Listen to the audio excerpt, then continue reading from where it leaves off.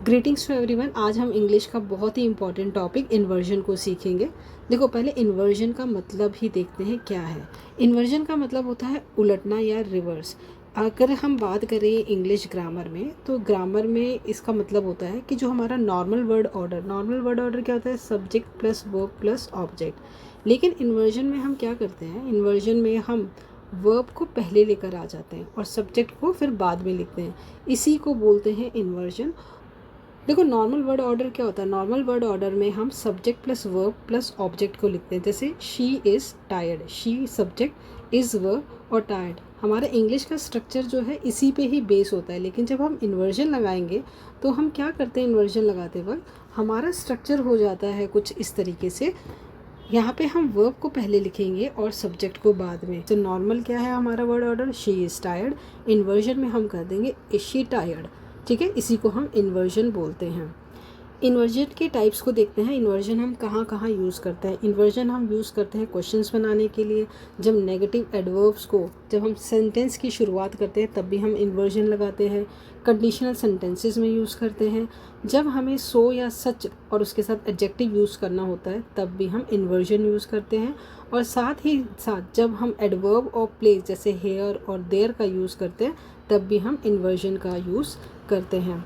देखो, जैसे हम क्वेश्चन बनाना होता है तो हम क्या करते हैं, ऑक्सिलरी वर्ब, हेल्पिंग वर्ब को पहले लिखते हैं और फिर सब्जेक्ट और फिर मेन वर्ब। जैसे आर यू कमिंग, तो यानी यहाँ पे हमने हेल्पिंग वर्ब को पहले लगाया, फिर सब्जेक्ट और फिर हमारी मेन वर्ब। दूसरा एग्जाम्पल है डिड ही गो, और साथ में हम क्वेश्चन मार्क ज़रूर लगाएंगे। इस बात का ध्यान रखना, क्योंकि इन्वर्जन हम और आगे भी यूज़ करेंगे पर वहाँ पे हम क्वेश्चन मार्क नहीं लगाएंगे, क्योंकि ये हमारा इंट्रोगेटिव है तो इसीलिए हमें क्वेश्चन मार्क लगाना है। दूसरा अब हम देखते हैं कि नेगेटिव एडवर्बियल्स फॉर एम्फसाइज और फॉर्मेलिटी, यानी कि जब भी हमारे सेंटेंस की शुरुआत never, rarely, hardly, not only but also, no sooner than, little, seldom, scarcely, जब हम ऐसे एडवर्ब्स यूज़ करते हैं तब भी हम इन्वर्जन यूज़ करते हैं, लगाते हैं। अब यहाँ पे एग्जाम्पल देखो, जैसे never have I seen such a beautiful place, मतलब मैंने ऐसा सुंदर जगह कभी नहीं देखी। तो यहाँ पे नेवर नेगेटिव एडवर्ब है, तो इसीलिए यहाँ पे नेवर और उसके बाद हेल्पिंग वर्ब हैव लगाई, फिर उसके बाद सब्जेक्ट और सीन यहाँ पे मेन वर्ब है। Next example, hardly had I reach the station when the train left, मतलब जैसे ही, मुश्किल से ही मैं स्टेशन पहुँचा था तो ट्रेन जो है वहाँ से निकल चुकी। तो यहाँ पे देखो, हार्डली नेगेटिव है हमारा एडवर्ब, तो इसके साथ हैड हेल्पिंग वर्ब, फिर सब्जेक्ट और उसके बाद main verb. Only did he win but also broke a record, तो नॉट ओनली और डिड यहाँ पे हेल्पिंग वर्ब, देन ही और डिड के साथ हम V1 लगाते हैं। नेक्स्ट एग्जाम्पल है no sooner had I enter, मतलब जैसे ही, नो सूनर का मतलब था जैसे ही, उसके बाद आपने लगानी है दैन कंजंक्शन। नो सूनर के साथ हम दैन कंजंक्शन का यूज़ करते हैं। जब कोई हमारा कंडीशनल सेंटेंस जिसे हम फॉर्मल तरीके से बनाना हो तब भी हम इन्वर्जन को लगा सकते हैं। देखो, नॉर्मल जब हम इफ़ क्लॉज से अपने सेंटेंस की शुरुआत करते हैं तो हमारा कंडीशनल सेंटेंस ऐसे होता है, if I were you I would apologise, अगर मैं तुम होता तो मैं माफ़ी मांगता। तो अब इसको जब हम इन्वर्जन लगाएंगे तो अब इस इफ़ को नहीं लिखेंगे वर से, वर आई यू, देन वही सेम आई वुड अपोलोजाइज। तो ऐसे हम इन्वर्जन लगा के इसको फॉर्मल तरीके से लिख सकते हैं। If he had known he would have कम, अगर उसे पता होता तो वो यहाँ आता। अब यहाँ पे इफ़ नहीं लिखना है तो हैड से शुरू करेंगे, had he known he would have come. Next example, if she should call tell her I am busy, अगर वो कॉल करती है तो बता देना कि मैं बिज़ी हूँ। तो यहाँ से इफ़ को नहीं लिखेंगे, शुड को पहले लेकर आएंगे। शुड शी कॉल, अगर वो फ़ोन करे, tell her I am busy, तो उसे बता दो कि मैं बिज़ी हूँ। तो आपने देखा कैसे हम कंडीशनल सेंटेंसेस में इन्वर्जन को यूज़ कर सकते हैं। सेंटेंस की शुरुआत सो और सच साथ में एडजेक्टिव आता है तो भी वहाँ इन्वर्जन लगती है। जैसे so beautiful was the view that we couldn't stop staring, मतलब व्यू इतना ब्यूटीफुल था कि हमारी नज़रें वहाँ से हटी ही नहीं। तो यहाँ पे सो ब्यूटीफुल, उसके बाद हमने वर्ब को पहले लिखा, so beautiful was the view that we couldn't stop staring, तो यहाँ पे भी इन्वर्जन लगेगी। अगर सेंटेंस की शुरुआत सच से होती है तो सच was his anger that he left immediately, तब भी इन्वर्जन का यूज़ होता है। इन्वर्जन का हम यूज़ करते हैं जब हमें कुछ एडवर्ब और प्लेसेस जैसे हेयर, देयर या आउट का यूज़ करना हो, तो हम वहाँ पे इन्वर्जन लगाते हैं। इन्वर्जन मतलब हम वर्ब को पहले लेकर आएंगे और सब्जेक्ट को पीछे लिखेंगे। जैसे here comes the bus subject है और ये उसकी वर्ब है। ऐसे ही next example, there goes our chance हमारा सब्जेक्ट और ये उसकी वर्ब, और हमारा सेंटेंस की शुरुआत हो रही है एडवर्ब और प्लेस देयर, तो इसीलिए यहाँ पे इन्वर्जन लगी। Next example, out came the sun subject और केम वर्ब को हमने पहले लगाया।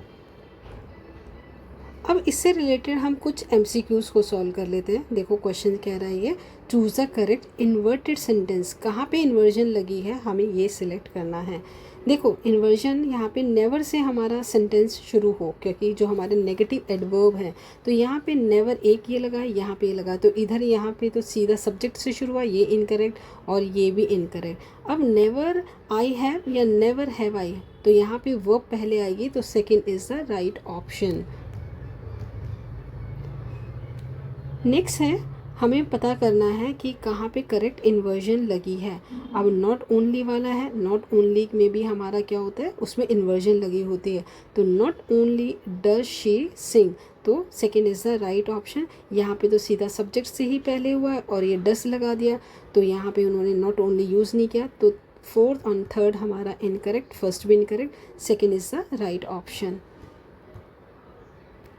अब यहाँ पे बताना है कि यहाँ पे सो के साथ कौन सी सही इन्वर्जन लगी है।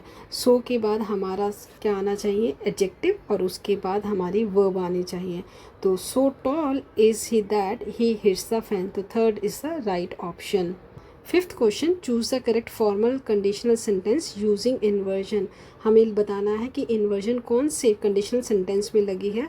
तो should you be late, you must inform me, तो first is the right option. ये इफ़ से तो हमने लगाना शुरू ही नहीं करना, ये भी इनकरेक्ट। बी से किया है शुरुआत, ये भी इनकरेक्ट। और शुड बी, अब यहाँ पे यू आना चाहिए था, तो फोर्थ भी इनकरेक्ट, तो first is the right option. Six question में बताना है कि कहाँ पे इन्वर्जन नहीं लगी। यहाँ पे देयर गोज़, यहाँ इन्वर्जन लगी है। नेवर हैव आई, यहाँ पे भी इन्वर्जन लगी है। और ही डिड नॉट, देखो यहाँ पे इन्वर्जन नहीं लगी है, तो third is the right option जहाँ पे इन्वर्जन नहीं लगी। फोर्थ में भी इन्वर्जन लगी है, seldom do I eat out, तो यहाँ पे थर्ड में इन्वर्जन नहीं है, third is the right option. Next question, complete the sentence, blank had I arrive than the meeting started. अब यहाँ सारे ऑप्शंस में नो सूनर, देखो यहाँ पे नो सूनर का कॉम्बिनेशन पेयरिंग जो है दैन से बनता है, तो first is the right option. No sooner had I arrive than the meeting started, जैसे ही मैं वहाँ पहुँचा था तो क्या हो गया, मीटिंग शुरू हो गई। नेक्स्ट क्वेश्चन में बताना है कि लिटिल के साथ कहाँ सही इन्वर्जन लगी है। तो लिटिल आई न्यू, यहाँ पे देखो ये न्यू V2 है और यहाँ पे हेल्पिंग वर्ब डिड लगेगी, तो डिड से स्टार्टिंग नहीं है, ये incorrect. Second, little did I know, हाँ यहाँ पे इन्वर्जन लगी है, तो second is the right option. यहाँ पे सब्जेक्ट पहले आया, ये इनकरेक्ट है। डिड आई, ये भी इनकरेक्ट, तो second is the right option. Rarely के साथ बताना है कि कहाँ पे इसका इन्वर्जन लगा है। तो रेयरली आई सी, तो देखो ये भी इनकरेक्ट, यहाँ पे भी इन्वर्जन नहीं लगी है। रेयरली डू आई सी, यहाँ पे इन्वर्जन सही है क्योंकि यहाँ पे ये प्रेजेंट सिंपल का है और उसके साथ हेल्पिंग वर्ब डू आई, तो second is the right option. Next and last question है, हमें बताना है कि इन्वर्जन फॉर दिस कंडीशन, कि कंडीशनल सेंटेंस में कहाँ पे इन्वर्जन लगी है। अब यहाँ पे सेंटेंस है, if he had told me I would have help, हमें बताना है कि इसका इन्वर्जन क्या होगा। तो यहाँ पे देखो हमें इफ़ से तो शुरुआत नहीं करनी है, हमने शुरुआत करनी है हैड से, तो यहाँ पे हैड से शुरुआत है, तो हैड टोल्ड ही हिम, देखो ये इनकरेक्ट है क्योंकि हमें जो है हैड तो हमारी हेल्पिंग वर्ब आ ही गई, उसके बाद सब्जेक्ट आना चाहिए, तो ये इनकरेक्ट हो गया। यहाँ पे हैड ही टोल्ड मी, ये यहाँ पे स्ट्रक्चर सही है, तो second is the right option. मुझे उम्मीद है आपको इन्वर्जन अच्छे से समझ में आ गया होगा और एग्ज़ाम में इससे रिलेटेड कोई भी क्वेश्चन आएगा तो आप आसानी से उसके एरर को डिटेक्ट कर पाएंगे। मिलती हूँ आपसे एक नई वीडियो में नए टॉपिक के साथ, तब तक के लिए बाय बाय।